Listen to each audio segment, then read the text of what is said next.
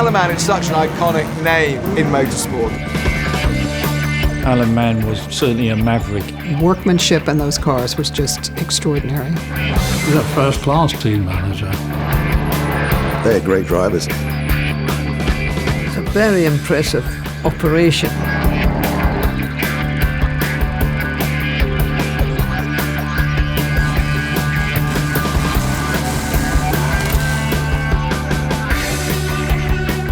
Britain became the capital of motorsport.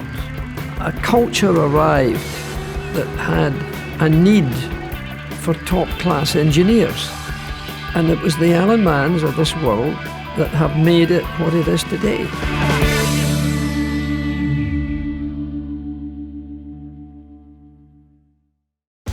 Alan was a very professional team owner, very good-looking man, and yet he didn't suffer fools gladly either. He was such a cool man. I met him for the first time probably before I drove for him. He's quite a charismatic guy. He was very good at his job as well. He's a first-class team manager, I would say. He was very fair, spoke his mind. Some of the chaps who worked for him would lay down their lives for him. He was a very smart chap. And of course he won a huge number of races, European Championships and things of that kind. Alan was one of the nicest people you could meet. To have a team manager like that was a great bonus. He was a friend, not just a manager, he became a friend. He was always so positive. There was never any faffing around, you know. Bosh, we're in, you know. Fantastic bloke.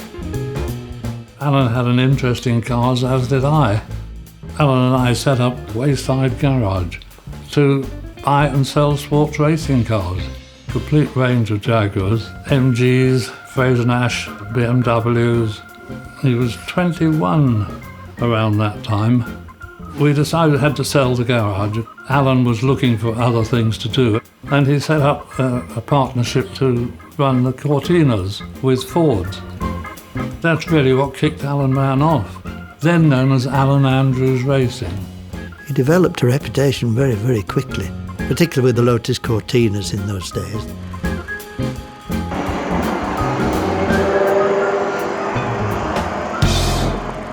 The Alan Mann thing was a global thing. It was a very impressive operation, but he had good people working for him. He always chose very good engineers, good mechanics were always there.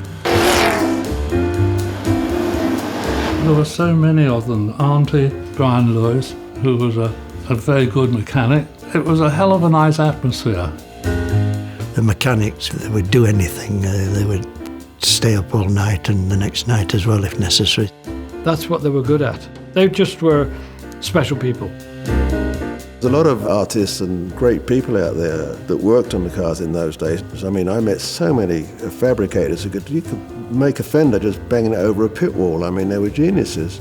Unfortunately, we've lost most of those people now. They're all gone and there's no one following after them, which is a terrible shame. I was a Shelby man at this point. I got called up to the office and said, you're going to England to work with Alan Mann as technical advisor to the Daytona Coupes. I really didn't know who Alan Mann was. Flew over there. I was 22 years old. To be honest, I was scared shitless. Big English racing team, and I'm sliding over there. Only left there 4 years ago as a donkey mechanic at a garage, and now I'm back over there and supervise some kind of racing program. And then I met Alan that same day, and I couldn't believe it. He was such a lovely guy. It was easier to talk to him than it was to talk to Shelby. I mean, he was a perfect gentleman. I said, listen, I'm totally petrified of what's going on here, but, you know, I do know a lot about the cars and how to run them, and so I'm with you all the way.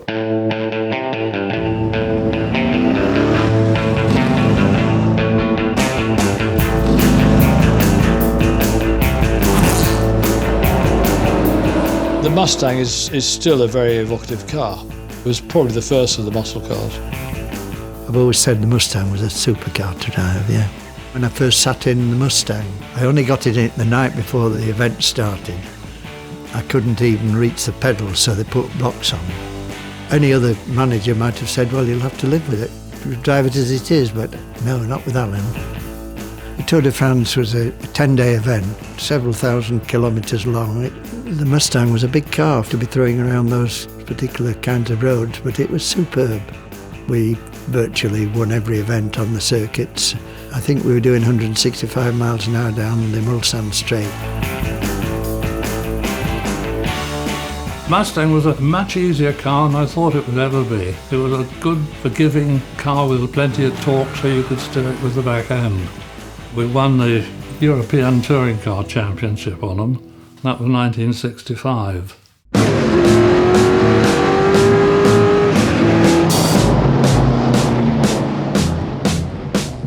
I joined, and they just finished with the Mustangs. And he said, right, so, what do you want to do? I said, well, OK, we've got something in mind. He said, well, yeah, well, you can run the Falcon.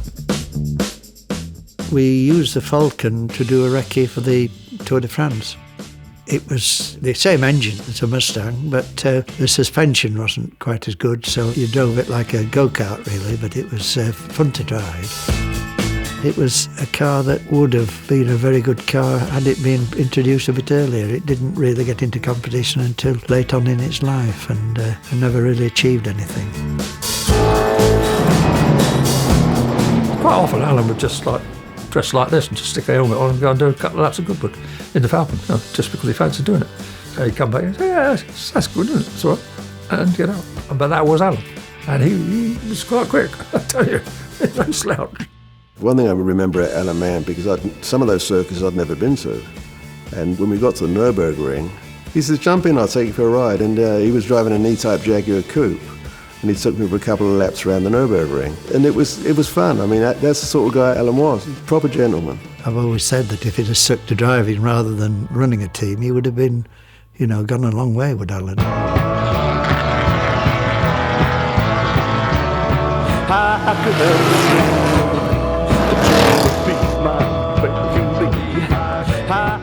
I remember that we went with Alan to Longhampton in the USA to race this Cortina. It was a 12-hour race there. The car ran really very well. They beat the Alfa Romeos. I think they won that for a few years running. I think I won a touring car race in Sweden in the Lotus Cortina. I drove it at Sebring, I drove it in Karlskoga, at Alton Park, I drove at Snetterton, I drove at Silverstone certainly, and certainly at Goodwood. It was just a remarkable car. Here was a touring car that was a street car, and suddenly be the fastest car on the track, beating Jaguars, for example, which everybody thought, well, the cat's pyjamas. In 1964, I drove for Alan in the European Touring Car Championships in a Lotus Cortina. I enjoyed driving it. I mean, I drove it quite a lot, and it was a very forgivable car. It was a very quick car.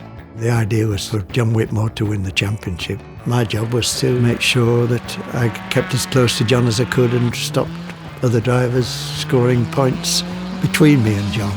The inside wheel always used to lift on the corners, and the chassis used to twist. The Lotus Cortina, I thought, was the worst car I've ever driven in my entire life as a racing driver. It was just terrible. It was in 2 wheels more than it was in 4 wheels. 3 wheels, you weren't going fast enough. But it was quick. And if you wanted to win, you drove the quickest car.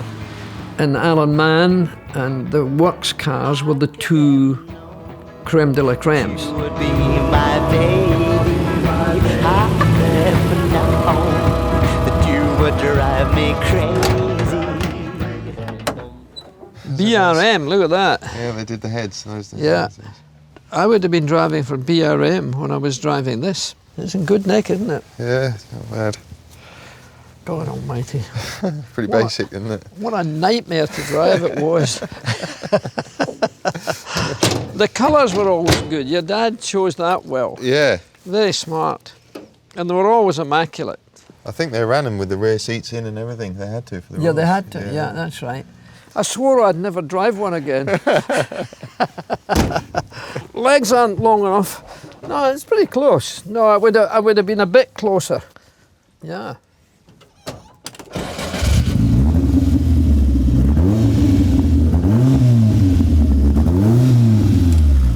Sounds the same. Good God. Remarkable car. If you think about it, it was the people's car, the Cortina, and then it became one of the best touring cars in the world. And of course, the big thing was that driving for Alan Mann was quite a big deal. I never drove for very many people that weren't top line. In 1964, I was put under contract by Ford Motor Company and I was lent to Alan Mann. I think I was brought in as a young puppy type of thing. Went to Florida to Sebring to drive. I drove a Cortina there, and I think I drove an Alan Mann GT40 there with Graham Hill. He's a great guy to get on with, very fastidious in what he wanted in his car and all the rest of it. He always had good drivers. There was a group of us. Sir John Whitmore, he was a very colourful character and a bloody good driver. He was known as the party racer. Super bloke, but a nutter. Brands Hatch. He would put it on full lock going into paddock about 100 yards out from the corner. Flat out. Perfect four-wheel drift. Every lap. Full understeer with smoke pouring off the front wheels. I mean, fantastic. Frank Gardner, an Australian, he was very good in a Cortina and a GT40 and a good engineer at that. That was one of his great skills. He was one of Alan's best right-hand men. Jim Clark, he was the best driver that I've ever seen racing. It's above the Schumachers, above the Sennas. Clark was the real man. In a racing car, he was just part of the racing car. But outside it, he couldn't make up his mind about anything. Totally indecisive. It was quite amazing. Jack Sears. Alton Park, we ran the Daytona Coupe. Jack was doing unbelievable. Proceeded to break the track record a few times. Bob Bonner, he was like a wild animal when he got in the race cars. Hated following orders. But he was a great race driver, and he was consistent as well.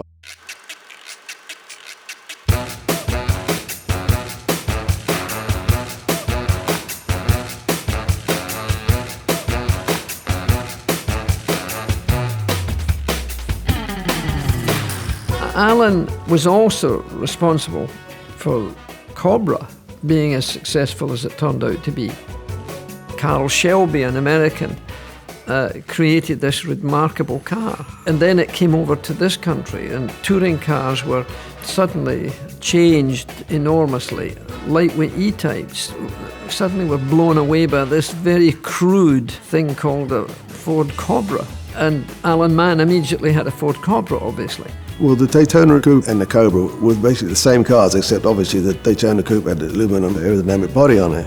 Much, much quicker. I mean, there was no comparison in straight line speed. Short circuits, the Roadster was probably just as quick. But high-speed tracks, Daytona, Le Mans, Reims, all those places, the Roadster couldn't even compare to the Coupe.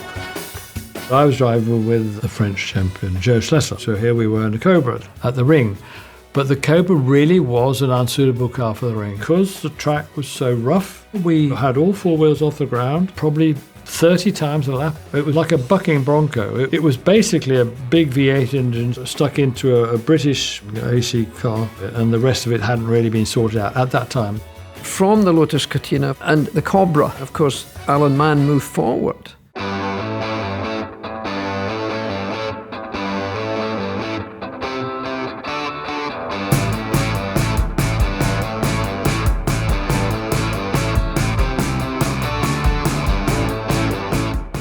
All the critical instruments are right in front of you there, so you don't want to be blocking the view of them with the rim of the wheel.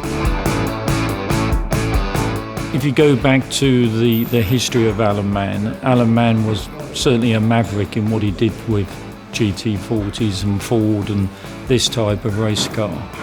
Something like this at the beginning, where you build it from nothing completely up to a race car, get it on the racetrack and drive it, race it, test it. That's enjoyable as racing them. The first time I saw a GT40 was at Nassau in '64, and I thought it was a fabulous looking car.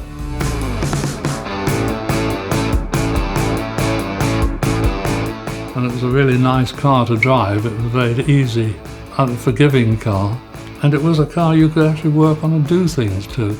I drove the GT40 at Le Mans, and of course Ford Motor Company wanted to win, and it was uncertain whether I'd be driving the Alan Mann car or whether I'd be driving the Ford car. We did 240 mile an hour going down Mulsanne Straight. I had a huge moment, and the door flew open. There were wing doors, and the aerodynamics, of course, immediately went into the air. And it was going up this way. It was my driver's side that went, and then luckily it blew off. And I landed down, boom, boom, boom, boom, at 240 mile an hour, and luckily kept the car on the road. And that was my biggest fright I've ever had as a racing driver. I mean, just looking at the sky. It's a beautiful looking car. It was always a beautiful looking car.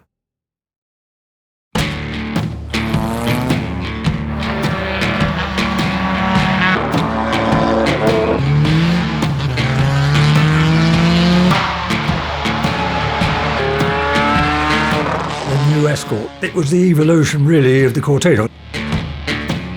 Smaller than the Cortina, much more compact as well, better shape, more aerodynamic. It looked much sweeter as it was curvaceous rather than sort of somewhat angular, right, and boxy. And immediately, like several seconds a lap quicker than the Cortina, it was clearly going to be fantastic because that by then had the F3A engine, and that was 250, 260 horsepower. So, you know, a little flying machine. I mean, to win the European Touring Car Championship, I think they did it for 3 or 4 years running, which is quite an achievement because they were competing against BMW and Alfa Romeo and all that lot. A complete success story.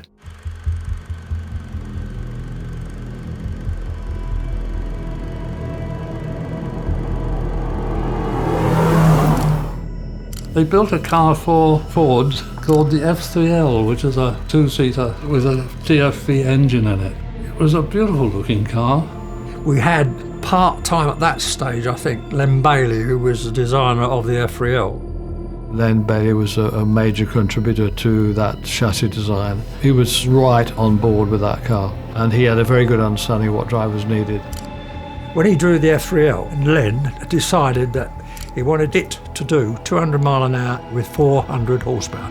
And it did do 200 mile an hour, but your heart was in your mouth because it was almost flying. It was dangerous. The F3L was the car that I thought was going to set the world on fire. It did to a great extent, but it never finished a race. The DFE engine was just the magical part of that car as well. From my understanding from Len Bailey, we had engines numbers 3 and 4. Team Lotus had 1 and 2. It went like hell, you know, so as far as I was concerned, I mean, the torque was fantastic. I mean, everything was really good about it, straight out of the box. For the size of the engine, it was just amazing. I mean, it looked beautiful, but it never got sorted out. And then Ford pulled a plug on it.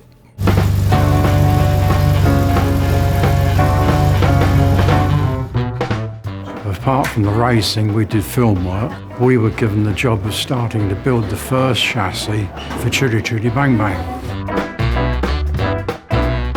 My father asked Alan Mann Racing to make the Chitty cars because they had worked on Goldfinger. Alan Mann Racing helped with that car chase between the DB5, the Aston Martin, and the Mustang. And he'd had a great experience with them. And so they were given the task of making the Chitty cars. I believe 6 cars were made for the film and also a scale model. They wanted a proper boat tail, you know, woodwork with wings that actually did come out and go back in. He copied the front axle off a Mercedes, recast the front axle suspension and built it onto Chitty Chitty Bang Bang. And it was so easy to drive because he just put the Ford V6 in it, automatic gearbox. And I remember doing a couple of parade laps at Brands Hatch on the thing. It was an amazing car. Oh, the car was just a beauty. She was just spectacular. Workmanship in those cars was just extraordinary. The thing we loved about that car was that, you know, it was magic.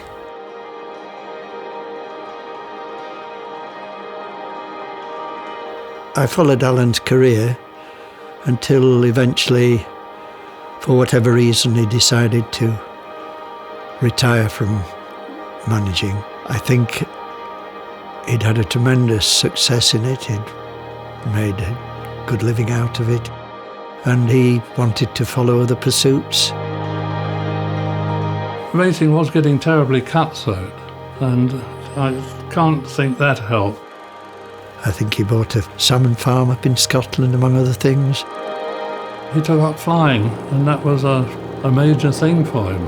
And he was very good at that. I mean, cracky, he was a hell of a pilot, I believe. Flew helicopters, extraordinary chap. Because whatever he did it properly. In terms of working for Alan, it was the best job I ever had because A, the guy trusted you, so that made it a painless relationship. never got on your back about anything. You knew he appreciated you as much as you appreciated the way he behaved, you know, as an employee, because that's what you were. You were an employee, but you also regarded him as a friend. He made an enormous contribution to motor racing or motor history. But never recognised that way. It's extraordinary, really. But then Alan got into historic racing and preparing historic cars. And what a great job he did starting that. And his son Henry, of course, has followed on with that. And having seen some of the results of his work, you've got to admire the mint condition and probably better than they were when they were new. My father did a lot of impressive things in 6 years of running with the team, and I do feel I have to continue the legacy a little bit. To maintain the standards and the reputation in the modern era is a real challenge. We have a long history with Ford, and we're delighted to be working with Ford again on the GT. The 2022 Heritage Edition pays homage to this amazing Alan Mann Racing program. To see it unveiled side by side with the original, you don't get to see that very often. So some really nice details on the interior. The seats, you have a red and gold stitch, and then the seat surface mimics the grommets that are on the race car. Every little detail they thought of, it's incredible. It's absolutely amazing. He would love it. Yeah. He would love it. He'd be very, very happy, I think, as we are, obviously. Yeah. In so many different ways, it celebrates Alan Mann Racing and what Alan Mann was doing with the original 1966 car. And frankly, we don't have the 1, 2, 3 podium sweep in 1966 if it isn't for Alan Mann Racing and some of the innovations that they did with those vehicles. It's an enormous honour to be working with Ford on this, and personally it means a great deal that Ford have chosen to recognise it so many years later, and they still remember my father's contribution to the programme. Combining the best of Alan Mann Racing and Ford Motor Company performance is going to be a tremendous asset to the racing community going forward.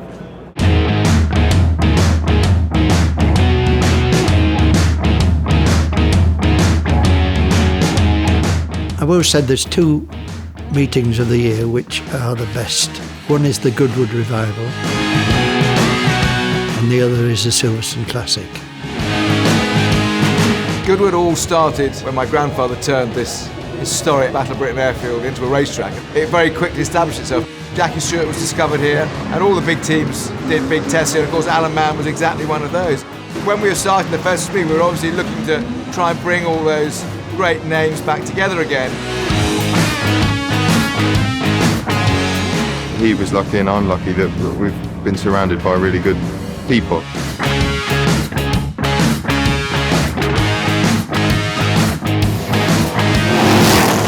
It's a sort of peculiar, iconic institution, really, Alan Mann Racing in this country, and we're thrilled it's all up and running again.